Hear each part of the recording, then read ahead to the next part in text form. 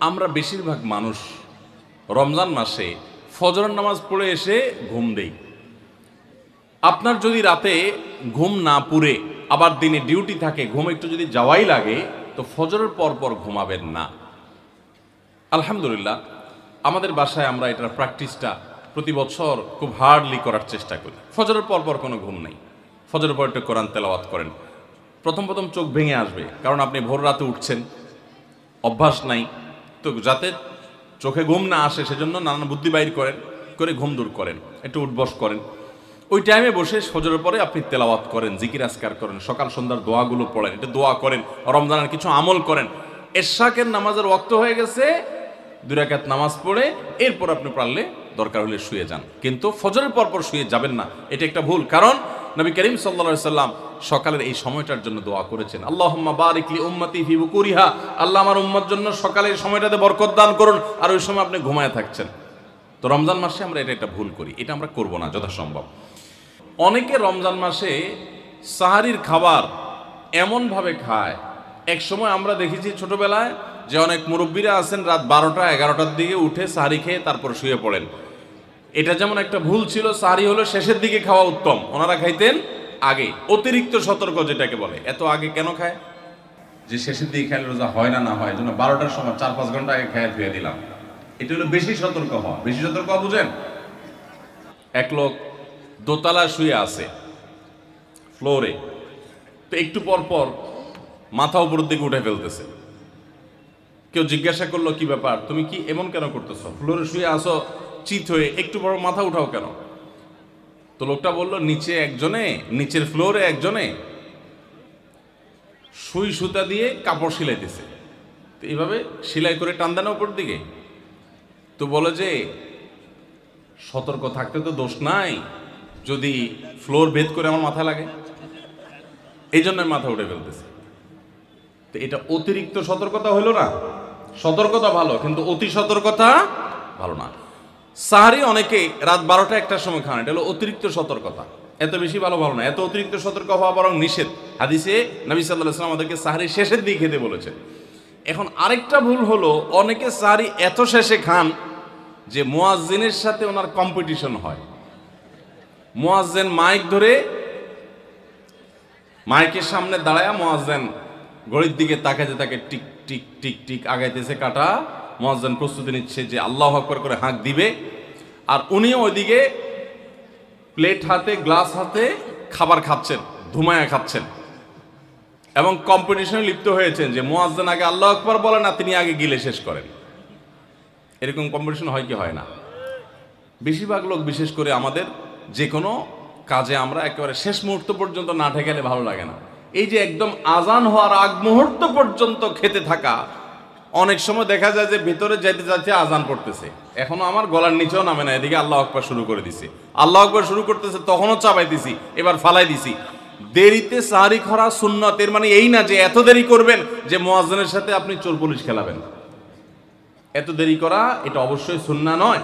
নবী করিম সাল্লাল্লাহু আলাইহি সাল্লাম সাহারি খেয়ে শেষ করার পর ফজরের নামাজ পড়তেন, মাঝখানে 50 আয়াত পড়ার মতো গ্যাপ থাকতো। 50 আয়াতের গ্যাপ মানে হলো 5 থেকে 7 মিনিট এভারেজ, এরকম গ্যাপ তিনি দিতেন, তারপর তিনি নামাজ পড়তেন। তো এই জন্য ভাইরা আমার, আমরা বলতে পারি যে 7 নম্বরের ভুল হলো, আমরা অনেকেই রমজান মাসে সাহারির খানা খেতে খেতে একেবারে আজান পর্যন্ত ঠেকাই দিই। এত দেরি করা আবার ঠিক না।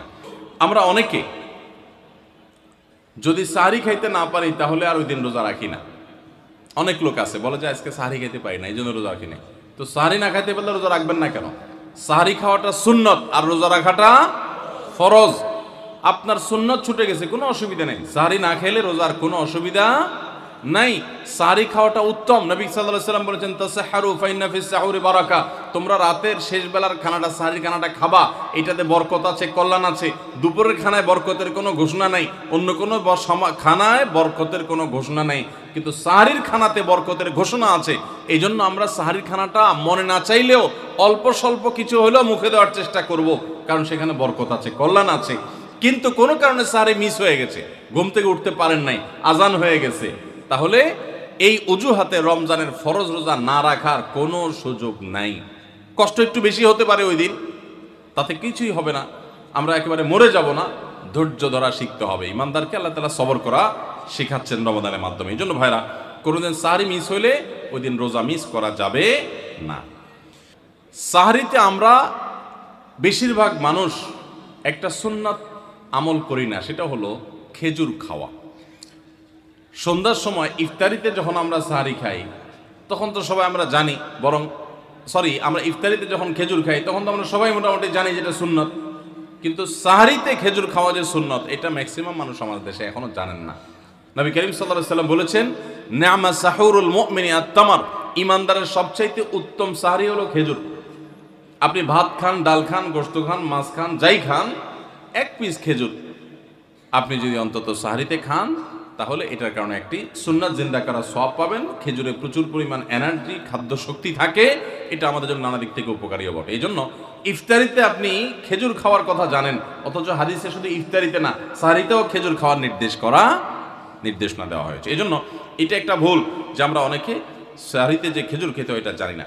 সাহরির সময়, ভোর রাতের সময়টা হলো দোয়া কবুলের সবচেয়ে মোক্ষম সময়। 24 ঘন্টার ভিতরে দোয়া কবুলের সবচেয়ে আদর্শ সময়, যে সময়ের দোয়া কবুলের সম্ভাবনা সবচেয়ে বেশি, সেটা হলো ভোর রাতের সময়টা। আল্লাহ সুবহানাহু ওয়া তাআলা ডেকে ডেকে বান্দার ক্ষমা ঘোষণা করেন, বিপদ আপদ দূর করেন, অসুখ বিসুখ দূর করেন। এই সময়টা হলো রাতের শেষ প্রহর, ফজরের আগের সময়টা, তাহাজ্জুদের সময়টা। 11 মাস ধরে আমরা নানা ব্যস্ততার অজুহাতে আমাদের তাহাজ্জুদ পড়ার সুযোগ হয় না, ভোর রাতে ওঠার সুযোগ হয় না। ভাইরা আমার, রমাদানের মাস, আপনি তো সাহরি খাইতে প্রায় প্রতিদিনই উঠছেন। আপনার যেহেতু সাহরি খাওয়ার উদ্দেশ্যে উঠাই লাগে, তো আপনি কেন এই মাসে সাহরির সময়, ভোর রাতের এই সময়টাতে যখন আল্লাহর সাধারণ ক্ষমা ঘোষণা করেন, ওই সময়টাতে আপনি কেন শুধুমাত্র খেয়ে পরে আপনি মসজিদে চলে যাবেন ফজরের জন্য? অবশ্যই আপনি সাহরি খেতে উঠলে 2-5 মিনিট সময় বের করে বিশেষভাবে আল্লাহর কাছে দোয়ায় মনোনিবেশ করবেন। আমাদের একটা বড় ভুল হলো, সাহরির এই সময়টাকে দোয়ায় আমরা মনোনিবেশ করি না। সম্ভব হলে 2 রাকাত নামাজ পড়েন, 4 রাকাত নামাজ পড়েন। সেটা যদি না পারেন, তো সাহরির খানার শেষে অথবা আগে আপনি আপনার রুমে গিয়ে লাইট বন্ধ করে নিরিবিলি জায়গায় একটু আল্লাহর কাছে হাত তুলে একটু চোখের পানি ফেলে চান, দোয়া করেন।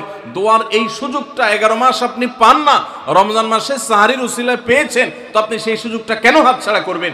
আমি বিনয়ের সাথে বলতে চাই, একজন মানুষের জন্য আমরা এই সুযোগটা হাতছাড়া না করি। আমি পারতপক্ষে কোনোদিন এই সুযোগটা হাতছাড়া করি না ভাইরা। যেদিন কিছুই করতে পারি না, ওইরকম দোয়া করার সময় হয়তো নাই, কোনো কারণে দেরি হয়ে গেছে উঠতে উঠতে, ওই দিন খাইতে খাইতে মনে মনে দোয়া করার চেষ্টা করি, প্লেটটা ধুইতে ধুইতে দোয়া করার চেষ্টা করি। কারণ মুয়াজ্জিন ফজরের আজান যখন দেন, ওয়াক্ত যখন হয়, তার আগ মুহূর্ত পর্যন্ত আল্লাহ তাআলা দুনিয়ার আসমানে এসে তারপরে বান্দাকে ডেকে ডেকে বলেন, আলা মিন মুবতালান, তোমাদের মধ্যে কেউ কি অসুস্থ আছো, ফাআফিয়াহু, আমি তাকে সুস্থতা দান করব। আলা মিন মুস্তাগফিরিন ফাগফির লাহ, তোমাদের মধ্যে কেউ কি আছো ক্ষমা প্রার্থনাকারী, আমি তাকে ক্ষমা করে দিব। এভাবে ডেকে ডেকে আল্লাহ তাআলা দিতে থাকেন। টোটাল 24 ঘন্টার মধ্যে যেই সময়টার দোয়া ফেরত দেয়া হয় না, যেই সময়টার দোয়া মিস হওয়ার সম্ভাবনা খুবই কম, আপনার দোয়ার বেসিক শর্তগুলো ঠিক থাকলে এই দোয়া কবুল হওয়ার সম্ভাবনা জোরালো, সেই সময়টা হলো ভোর রাতের সময়টা। রমজান মাসে এই সময়টাতে দোয়ার যে সুযোগ তৈরি হয়, দোয়ার যে বিশাল সুযোগ আপনি পান, এই সুযোগটা হাতছাড়া করে আপনি শুধুমাত্র খেয়ে দিয়ে এই সময়টাকে পার করে দেন, এটা কখনো বুদ্ধিমানের কাজ হতে পারে না।